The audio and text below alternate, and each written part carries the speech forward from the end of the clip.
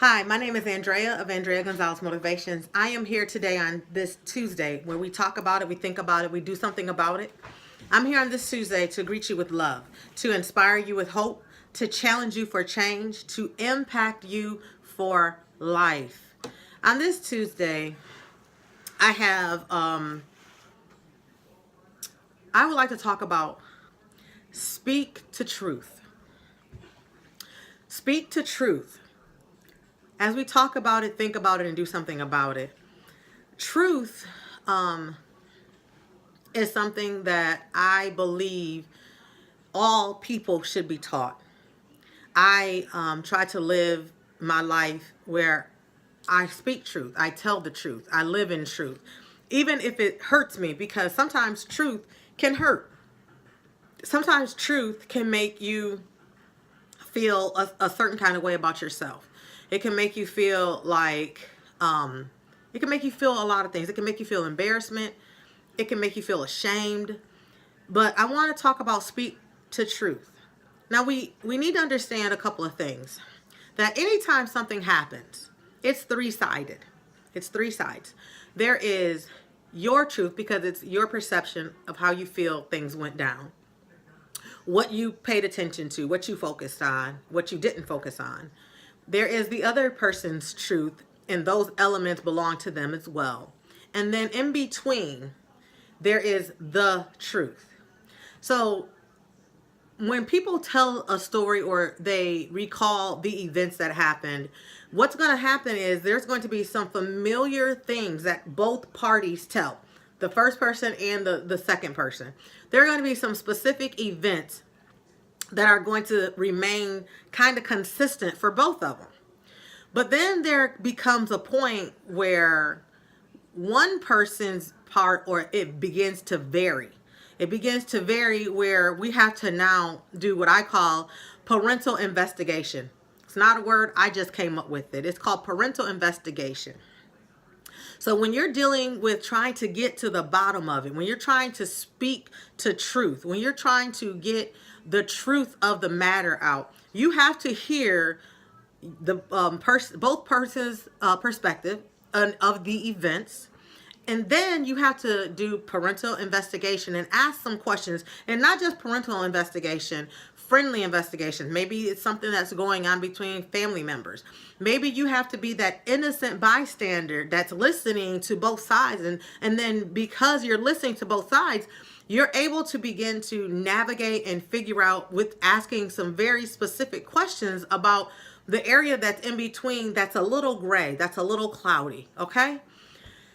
So when you face truth, when truth has been presented to you in your face and you can't duck and you can't dodge it, how do you receive truth? Not only how do you receive truth, but how do you begin to process the truth? How do you begin to accept the truth? Do you accept the truth, or do you reject the truth? How do you deal with the truth? I mean, everyone is going to be different.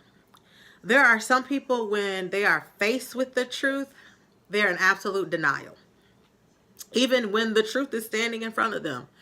You know, I've seen people say, not my kid, that wouldn't happen with my spouse. And then when it all boils down and they realize that their kid did do it, or maybe their spouse did say that, or whatever, what have you, then they get insulted. They're like, I can't believe. There's all kinds of mixed emotions that they begin to feel. And rightly so, because they totally put all of their trust and belief into that individual.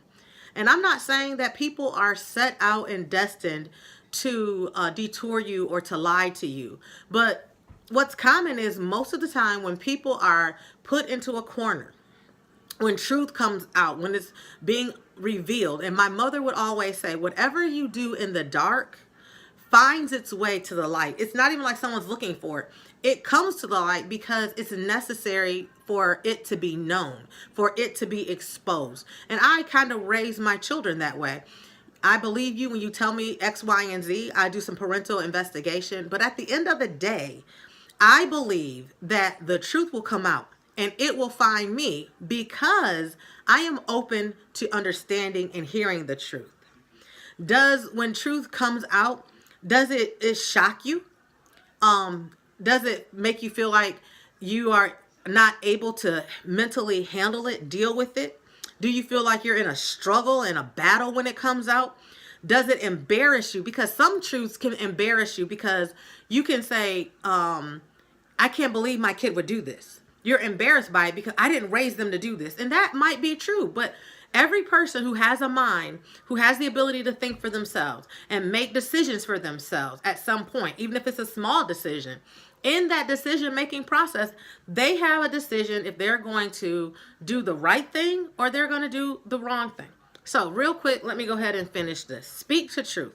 There is your truth, there is the other person's truth, and in the middle there is the truth. And how you process it, how you deal with it, how you analyze it, how you accept it, how you reject it, all of those things. If you become embarrassed by it, if you become shocked by it, if you just ignore it, when you don't deal with truth, when you don't speak to truth, when you don't allow for truth to come in, what happens is you feed yourself a place that becomes unstable. If you're not able to receive and stand on truth, then what you stand on is something that is not stable, which changes all the time. Truth is the thing that helps us to distinguish between the good, the bad, the right, the wrong. And even if it's not just, was it a right thing or a wrong thing, it helps us to better understand. It gives us the ability to be more responsible and respectful about telling the truth, speaking the truth. It goes to the character of the individual. So quick story. Adriana is in college, my second daughter. And so she's in college and she worked really hard and she got her car to school. Glad for her, proud of her. When she picked up a little job to, take care of gas and things of that nature. I've not been sweating her or anything like that. And so I spoke to her and said to her in casual conversation, when you get your money, you need to make sure that you begin to get on paying your cell phone bill, because that's what our agreement was. It's when you don't have it that I don't mind helping and being of assistance.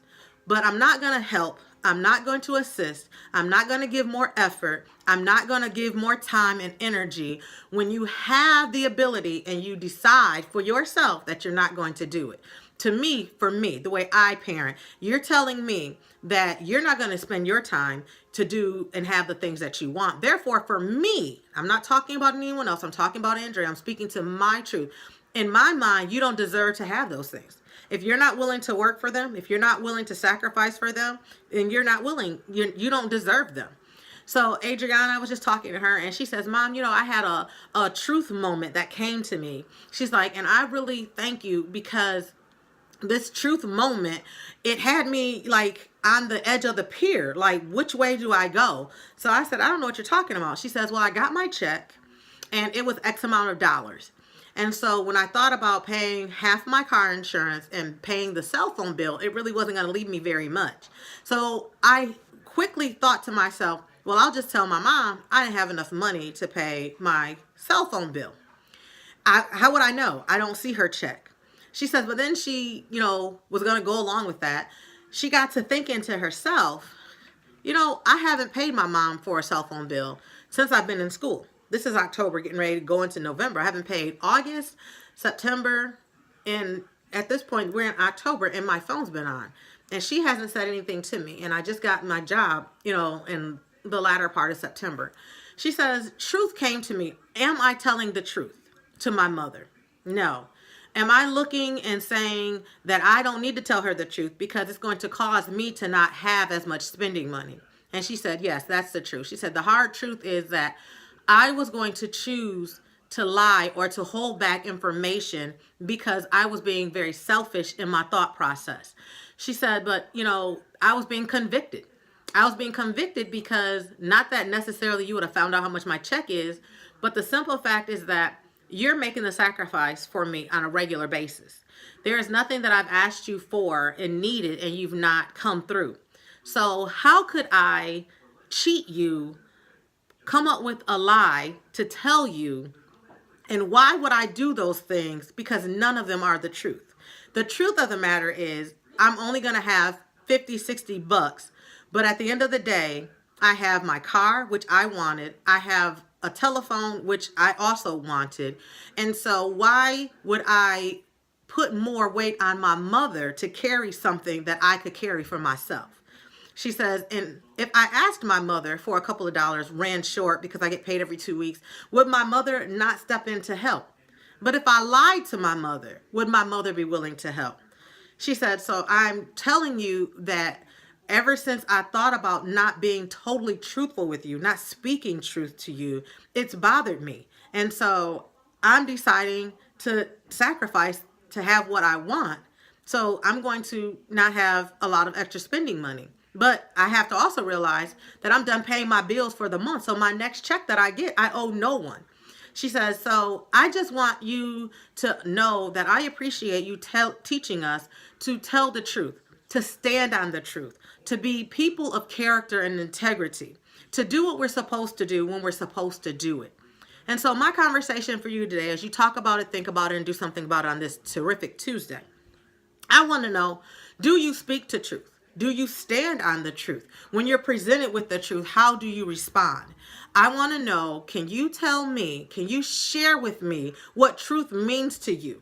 Does truth means liberty? Does truth means bondage? I want to know that as you think about your life, as you think about where you are, as you talk about it amongst yourself, as you talk about it, think about it, I want you to do something about speaking to truth.